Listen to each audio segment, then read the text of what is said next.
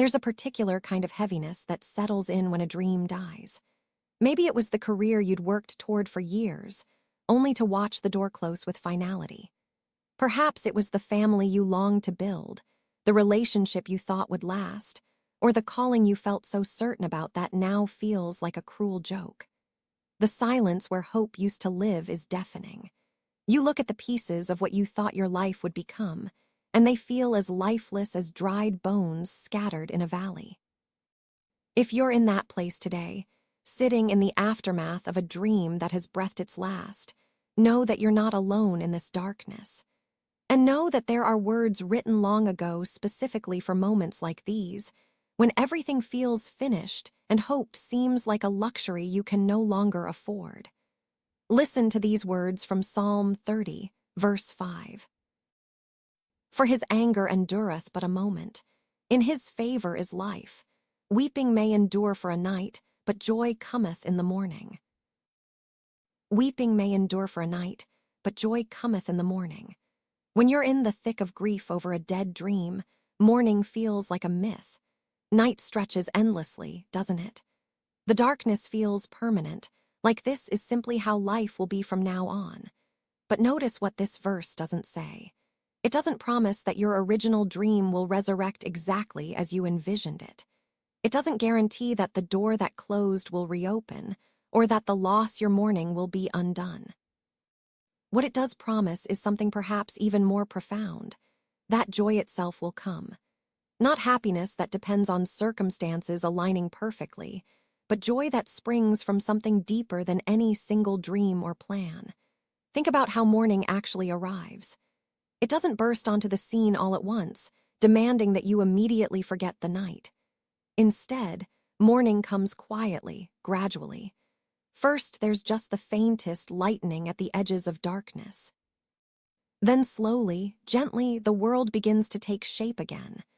The sun doesn't apologize for the night, nor does it promise that storms will never come again. It simply rises, faithful as always, bringing with it the possibility of new sight, new breath, new steps forward. Your weeping tonight is real and it matters.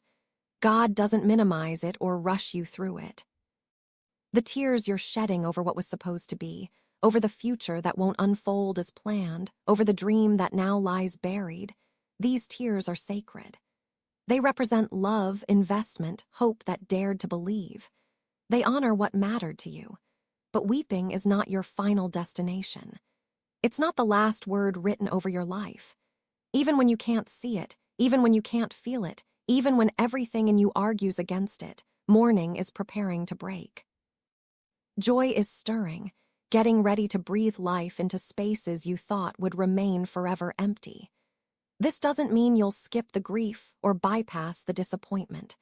It means that grief and disappointment don't get to write the ending. Sometimes the dreams that die make room for dreams we never could have imagined. Sometimes what feels like an ending is actually a beginning wearing a disguise. Sometimes the very death of one vision gives birth to something more beautiful, more aligned with who you're becoming, more connected to the deeper purposes stirring in your heart.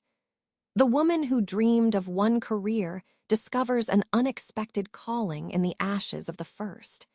The man who grieved the family he thought he'd have finds himself fathering others in ways he never anticipated.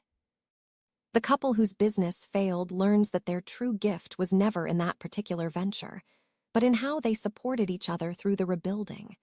These aren't consolation prizes.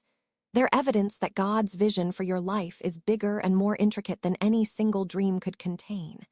Your tears tonight are watering ground where something new wants to grow. Rest in this. God's favor is life itself. Even when dreams die, you remain beloved. Even when plans crumble, you are held. Even when the future looks nothing like you thought it would, joy is preparing to meet you in the morning light. If this morning hasn't come for you yet, that's okay. Sometimes we have to sit in the night for a while, and that's not failure, that's human. But know that you don't have to sit alone. Subscribe for daily scripture comfort and promises of peace, little reminders that morning is always on its way, even when the night feels endless.